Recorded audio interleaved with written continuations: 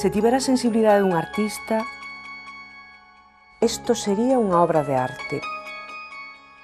Pero non é máis que un anuncio de televisión.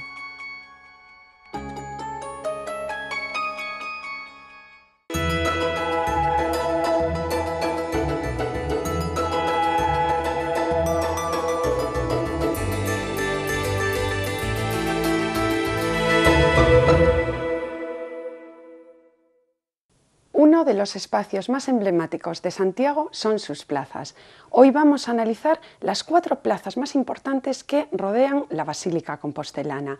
Los cambios operados en ellas son de tal envergadura y de tal importancia que van a terminar por configurar el perfil de la ciudad actual. Para hablar de ello tenemos a un experto en urbanismo de la Facultad de Geografía e Historia, el profesor Andrés Rosende. Vamos a saber un poquito más de su biografía de la mano de nuestro compañero Álvaro Veiga.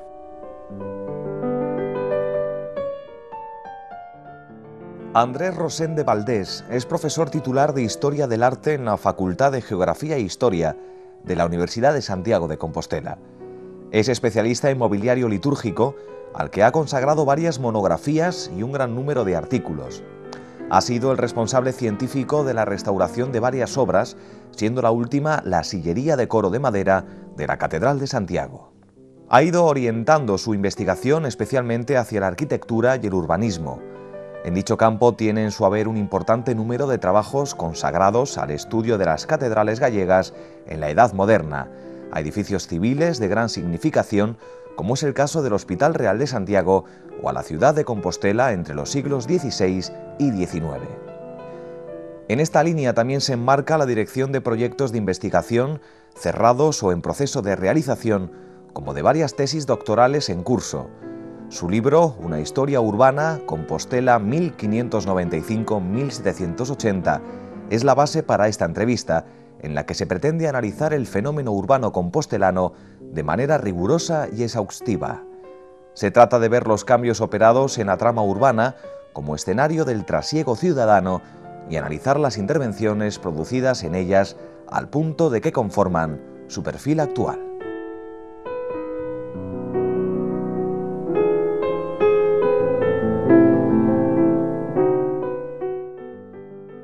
Bienvenido a Espacio de Arte, Andrés.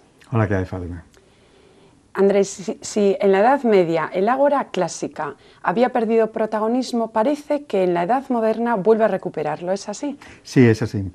Lo que ocurre es que protagonismo no lo perdió del todo. Han cambiado las circunstancias y, en consecuencia, la plaza funciona de otra manera. Hoy nosotros, como occidentales que somos, es muy fácil para nosotros comprender que plaza y monumento estén relacionados, pero esto no es una máxima que tengamos que aplicar a toda la historia. En el ágora griega, en el foro romano, esta identidad sí se produce, esta relación existe entre la plaza y monumento. En la Edad Media no. Y en la Edad Media no, porque la Edad Media nunca tuvo en cuenta la idea de un espacio libre al servicio de una construcción. En la Edad Media las plazas, es decir, los nudos de la ciudad, vienen determinadas estrictamente por la funcionalidad, y de ahí que tengan un carácter espontáneo, orgánico, natural, como las propias ciudades. Las plazas medievales son plazas irregulares, pero la irregularidad no significa improvisación, sino simplemente falta de simetría. Y esto va a determinar el funcionamiento de la plaza. En el Renacimiento recupera las antiguas funciones que habían tenido estos lugares, y en consecuencia se modifican los espacios y funcionan de otra manera. Mira, ¿y qué diferencias podemos encontrar entre la plaza renacentista y la barroca? Sí, antes quería comentarte simplemente, darte una postilla. La plaza medieval es una plaza estrictamente funcional. La plaza, el ágora griega, la plaza en Roma, el foro, es funcional, sigue desempeñando funciones económicas o funciones comerciales, pero al mismo tiempo es lugar para la política, es lugar para el encuentro, es lugar para el ocio, es lugar para el disfrute del ciudadano. Esto es lo que se perdió durante la Edad Media. Y entonces el Renacimiento recuperó esas funciones y creó el marco adecuado. Entonces, en el Renacimiento las plazas se presentan de dos formas. O bien, una plaza ex nihilo, una plaza que nace en ese momento, que se crea ex professo, o bien se trabaja con plazas que se heredan. En el primer caso, en aquellas plazas que surgen ex nihilo, que dicho sea de paso son muy pocas, nacen motivadas por determinantes de tipo ideológico y estético. En el caso de las segundas, de las plazas que se heredan, al margen de cuál haya sido su intervención, sea de maquillaje o sea mucho más profunda, su vieja funcionalidad sigue presente. Llegamos al barroco. ¿Y qué ocurre en el barroco? En el barroco la plaza está presidida por la idea de monumentalidad. En el barroco estas creaciones o recreaciones de las plazas se inscriben dentro de esos parámetros de la monumentalidad, y esto es una aspiración de toda esa época, ¿no? En consecuencia, estamos hablando de una época que entiende la plaza como un espacio privilegiado para la exhortación ideológica, para la exhibición monumental a través de perspectivas, a través de edificios espléndidos, la ostentación. Es decir, se basa en la seducción visual, y eso en función de que estamos hablando de un tipo de espacio que fundamentalmente pretende hacer comunicativas esas funciones para las que fue creada, ¿no? Esas son las características comunes, pero vamos a las particulares y en concreto vamos a entrar de lleno en nuestras plazas de Compostela. En primer lugar vamos a analizar la plaza de Azabachería. ¿Qué función desempeñó don Juan Arias y cómo se desembaraza de todas las construcciones que se habían adosado a la cabecera catedralicia? La Plaza de la Quintana. Sí. La Plaza de la Quintana. Perdón. Sí. Mira, la Plaza de la Quintana fue durante muchos siglos un espacio increíble, no solo para la ciudad de Santiago, sino para el resto de las ciudades. Esa idea de espacios despejados en torno a las catedrales es un fenómeno del XIX, no es de ese momento.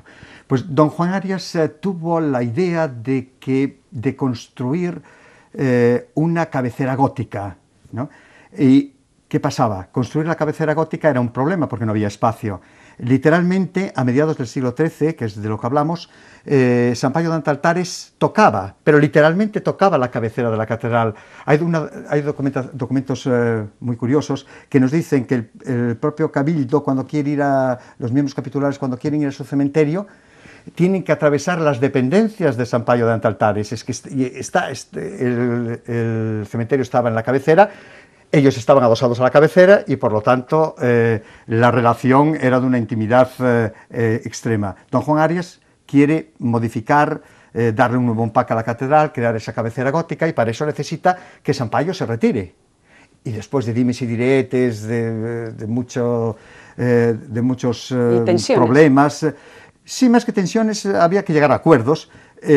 Sampaio se retira, y se retira más o menos hasta la línea actual, ¿no? Y se ha generado un enorme espacio. Un espacio que no nace con vocación de plaza, no es una plaza, lo que va a ser un gran cementerio. Y fue así realmente como se dio paso a un espacio que se va a convertir en el pulmón de Compostela durante siglos. Y un espacio plurifuncional, porque vemos que además de cementerio también estaban las vendedoras vendiendo su pescado y otro tipo, bueno, de actos, de procesiones, o sea, un espacio plurifuncional. Muy plurifuncional. Cuando hoy hablamos de espacios plurifuncionales, realmente no estamos inventando nada. Y la mejor prueba de ello lo tenemos en esta Plaza de la Quintana. En la Plaza de la Quintana, en primer lugar, era el cementerio de la ciudad, ¿no? Era el principal cementerio de la ciudad. Un cementerio en el que además los propios capitulares tienen derecho a enterrarse en el interior de la catedral, a veces en una capilla, a veces, o lo más frecuente, en el claustro. Pero muchos prefieren enterrarse en la Quintana, eso sí, próximos a la Puerta Santa. ¿Por qué? Porque es la puerta del cielo, y entonces, bueno, estando más próximos ahí, pues parece que hay la idea de que llegamos antes, ¿no? Y entonces ese era el cementerio, y un cementerio además no nos lo imaginemos como los cementerios actuales. Los cementerios en este momento, en el antiguo régimen, eran cementerios prácticamente sin lápidas. La sacralidad del lugar venía determinado por 2 o 3 cruces que actuaban como indicadores, y lo que se utilizaban eran fosas comunes, ¿no?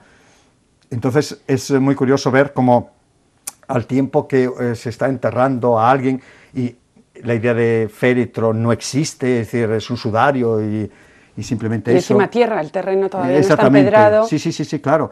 Y además, bueno, cuando las fosas estaban repletas, y esto ocurría con bastante frecuencia, lo que se hacía pues era tratar de retirar lo que eran ya los restos totalmente calcinados. Se montaban en un carro, se llevaban una leira y con una cruz, y aquello actuaba de osario. Es que si no se los llevaban, los perros creo que hacían su función, ¿eh? Sí, no, pero sobre todo la hacían después también, porque siempre quedaban cosas por ahí. Entonces, o bien los cerdos, que era uno de los equipos de limpieza fundamentales, porque se lo comen todo, por una parte limpiaban, pero por otra ensuciaban.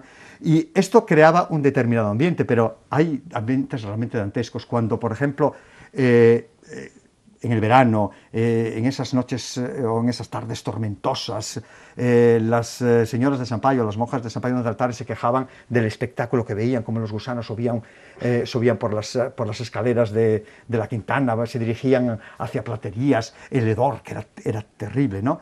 Y este espacio, al mismo tiempo, era durante mucho tiempo donde estaba el ayuntamiento. El primer edificio municipal de Compostela estaba adosado a lo que era la cerca, el límite de Sampaio de Altares. Van a estar ahí hasta el año 82. Allí estaban las escribanías, allí estaban, como decías tú, las vendedoras de pescado, pero allí se reunían los amantes, allí era el paso de comunicación de la zona alta, de la zona baja, y era el lugar por donde los compostelanos fundamentalmente entraban a la catedral. Claro que era un espacio funcional, pero sobre todo, por encima de esto, era el espacio para la liturgia. Estamos hablando de un espacio con una significación enorme. Es un espacio para la representación religiosa de las procesiones que salían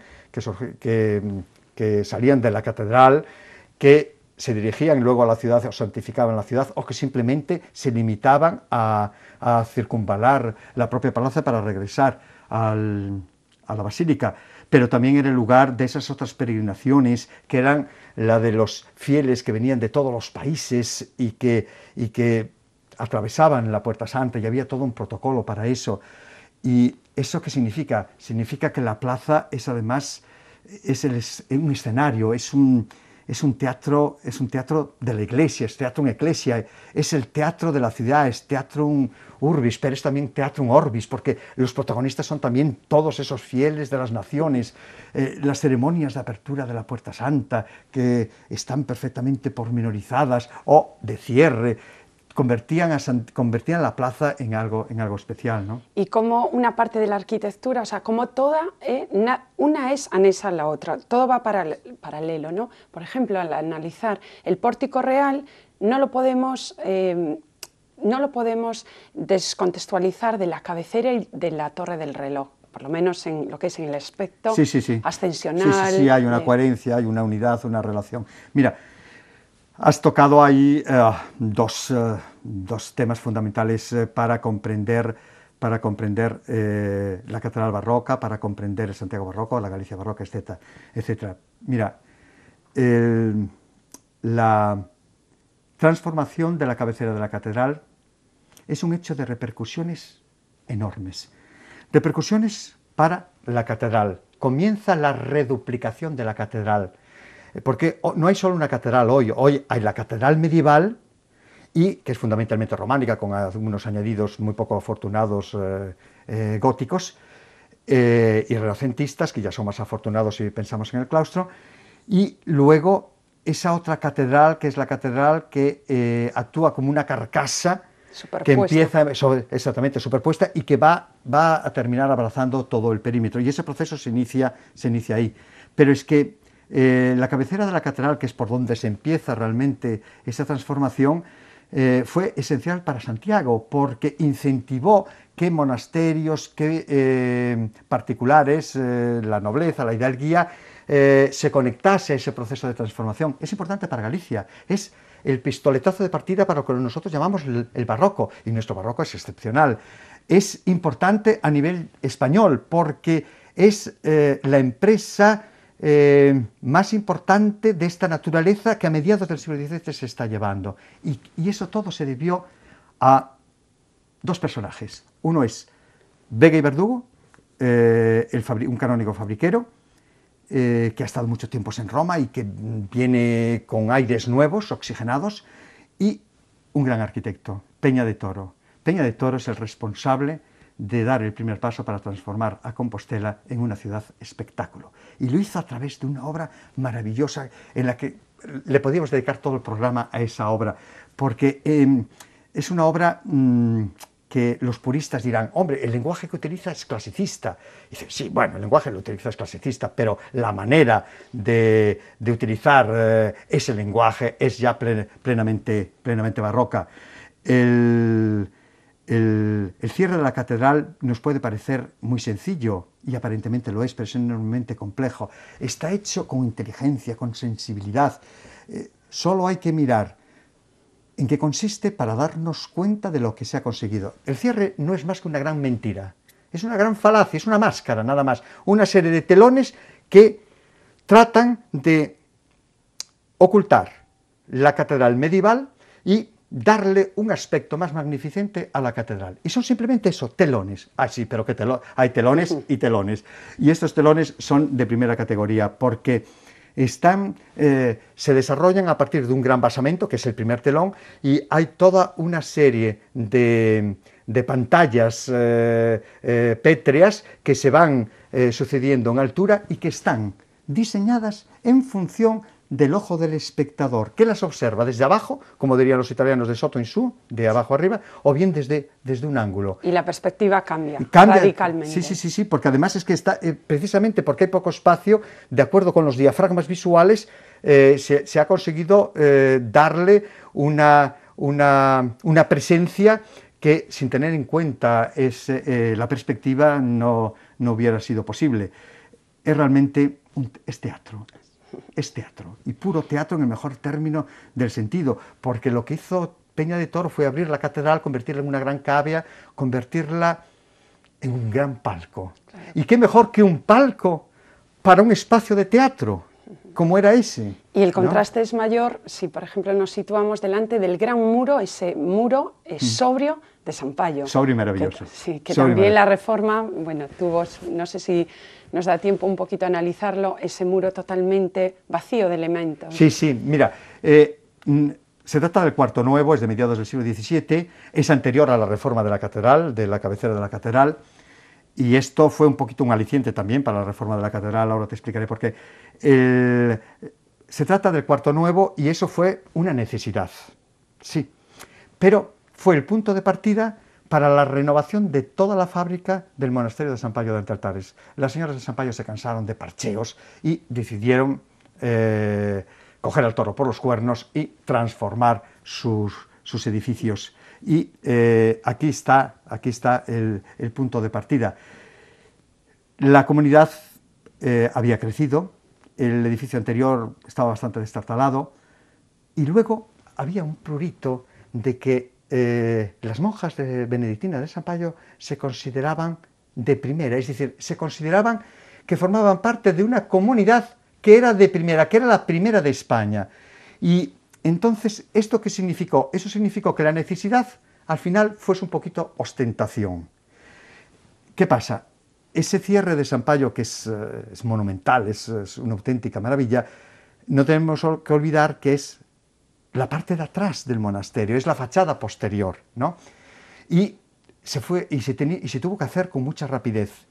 Y realmente podemos decir que tiempo y función se convirtieron en determinantes estéticos esenciales, porque hoy lo que nos admira a nosotros de Sampaio de Altares es precisamente ese muro sin nada. Sí, el contraste. Exactamente, es la arquitectura reducida a la abstracción y a la pureza quinta esenciada. A la mínima expresión. Vamos a cambiar de plaza, vamos a centrarnos ahora en la gran plaza del Obradoiro.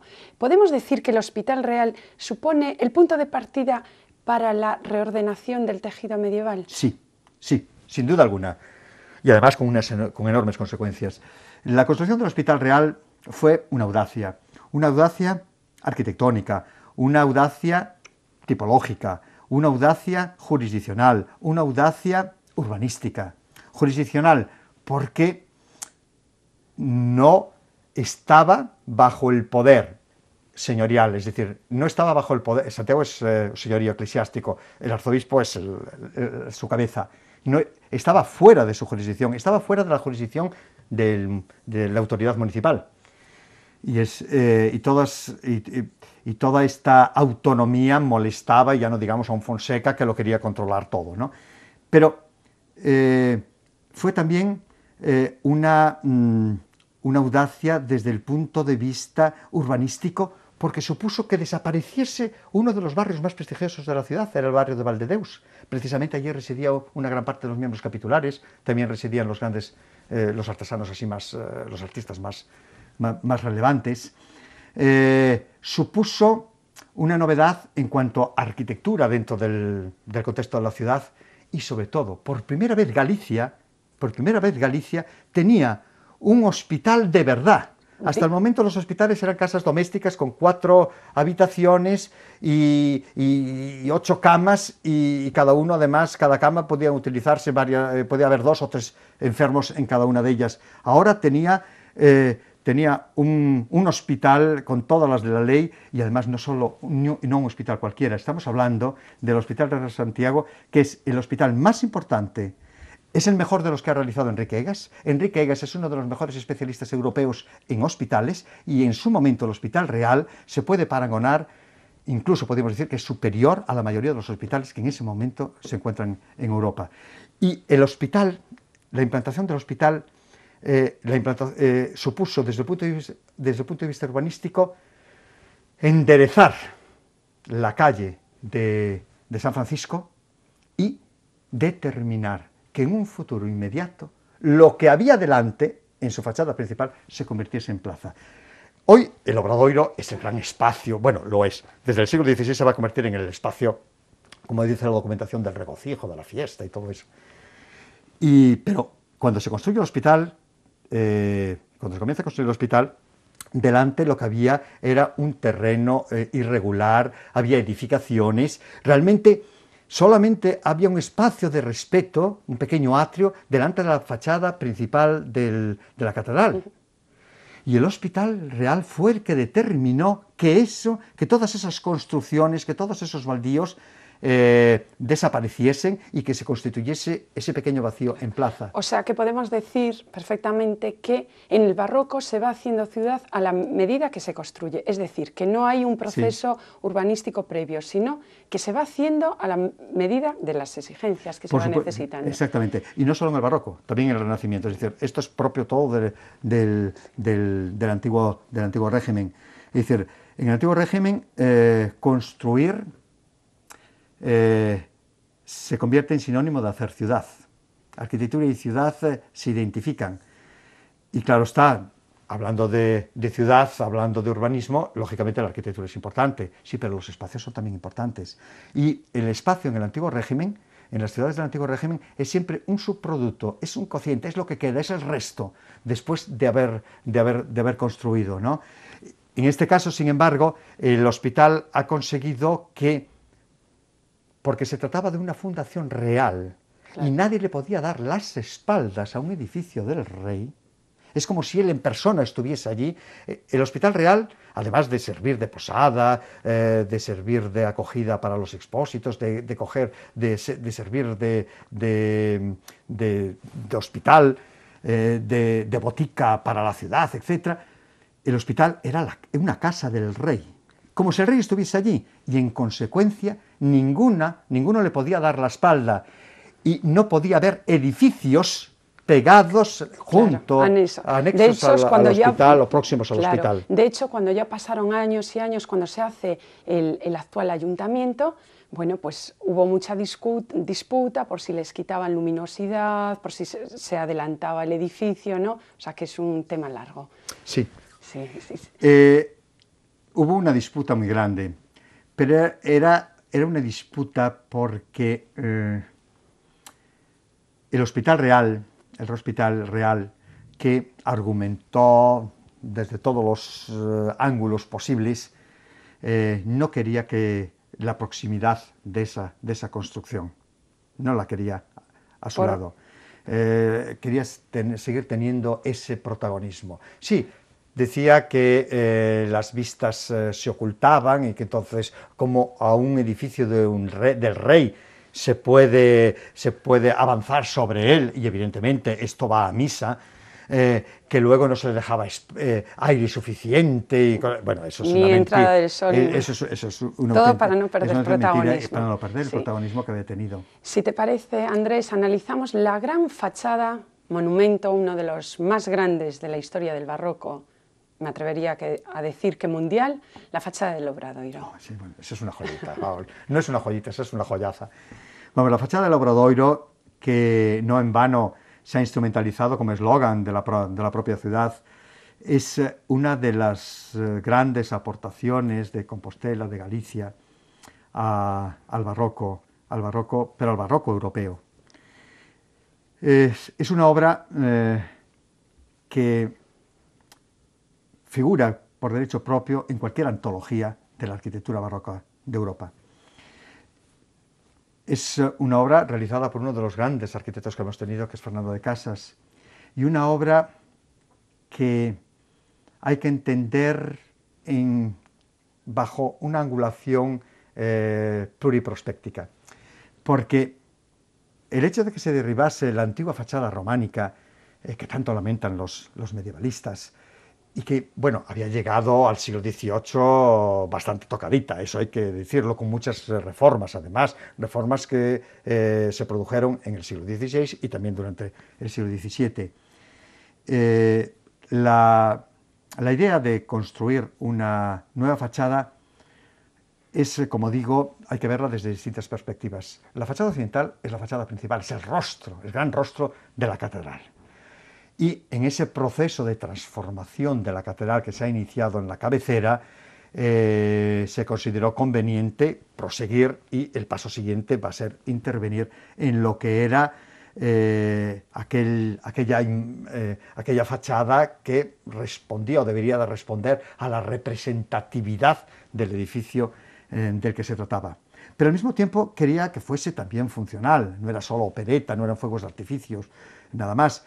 Había mucho de fuego de artificio, de hecho es mucho de artificio, pero al mismo tiempo se quería iluminar el interior de la catedral, pero no iluminarlo como en la época gótica, haciendo que la luz se convierta en metáfora de lo trascendente, modificando los espacios, no, quiere la luz para iluminar pura y dura, ¿no? Y al mismo tiempo quiere que sirva de arco de triunfo para la plaza y para la propia catedral. Porque no olvidemos, el triunfo de la iglesia. Sí, pero del triunfo de una iglesia, pero también para lo civil, porque el arzobispo, cuando tomaba posesión de la ciudad, el acto de posesión se iniciaba. La procesión se iniciaba en Concho, ya se iba a buscar allí, se le acompañaba a la Puerta del Camino, en la Puerta del Camino se le entregaban las llaves, luego seguían hacia la Plaza del Campo, que es la actual Cervantes, allí fue donde se emplazó a partir de 1582 el ayuntamiento, luego bajaba por la Azabachería, por la calle de la Azabachería, y desembocaba en el Obradoiro. En ese momento se le retiraban las espuelas, descabalgaba, se retiraban las espuelas de plata al arzobispo, se le daba el báculo y comenzaba ahí el acto litúrgico para la toma de posesión como arzobispo de Compostela. Subía por la escalinata, y esto hay que verlo todo dentro de una gran parafernalia, y el primer escenario que se encontraba estaba en el Pórtico de la Gloria. En el Parte Luz había un altar donde él iba a jurar los privilegios, las costumbres, etcétera, de la catedral. A continuación, abrazaba al apóstol, había el besamanos, etcétera, todo esto con música, cánticos y todo eso. Es decir, era la entrada del jefe, de la toma de posesión, pero por ahí entraban también los príncipes seculares, no solo de la iglesia. Entonces, había que, de alguna forma, traducir esto. ¿Y cómo se hizo? A través de un esquena de fronts, de un verdadero telón telón escénico, pero un telón escénico que desde el punto de vista arquitectónico es tremendamente innovador, porque por una parte nos encontramos con una arquitectura en el que las columnas cumplen un papel fundamental de guía, que hace que lo gótico y lo barroco se den felizmente la mano, porque las columnas actúan realmente como chupones, como una esponja que nos lleva el ojo hacia arriba, hacia esa terminación flamboyante, esa terminación como si estuviese ardiendo, como si fuese de llama, ¿no? Pero al mismo tiempo servía para vertebrar ópticamente la fachada. No solo decora, también era una insignia, condecora la propia fachada, pero la propia fachada es luz, es vacío, es una arquitectura que es sinónimo de apoyo, porque la arquitectura es simplemente eso, es vacío. Estamos hablando de unos huecos en que hace que la arquitectura se convierta en sinónimo de bastidor. Lo importante son las ausencias, no las presencias. Lo importante son esos enormes cristaleras, y estamos hablando antes de la revolución industrial, y son de los huecos más grandes que se llevan a cabo en este momento en la arquitectura europea. Y además, de pasada, el sol le quiso hacer un gran favor a la catedral, y es que cuando se pone el sol, los días que hay sol, porque en Santiago sabemos que hay muchos días que no hay sol, pero antes de morir el sol, antes de perderse en el horizonte por el oeste, sus rayos se reflejan en todas esas cristaleras. Las cristaleras se encienden, se convierte como una especie de diamante que hace que la arquitectura flote, y encima el señor Santiago con ese copete llameante, realmente es una impresión maravillosa. No hay que describirla, hay que verla. Hay que verla y con esa pasión vivirla. Bueno, pues nos queda la configuración de otras plazas, por ejemplo, Platerías, y la fachada que compite con la Catedral de San Martín Pinario. Pero bueno, Andrés, la verdad no tenemos más tiempo. Así, a grandes rasgos, que hemos hablado de la monumentalidad barroca y hemos hablado de un material, la piedra, pero el resto de la ciudad adolecía. No sé si amargar un poquito el tema, porque ya con esa explosión de barroco, sí, o lo dejamos para otro capítulo. Bueno, lo podemos dejar para otro capítulo. Simplemente vamos a hacer un poco de justicia, es un minuto. Diría que la plaza de Platerías nació como consecuencia de la construcción del claustro, del claustro renacentista.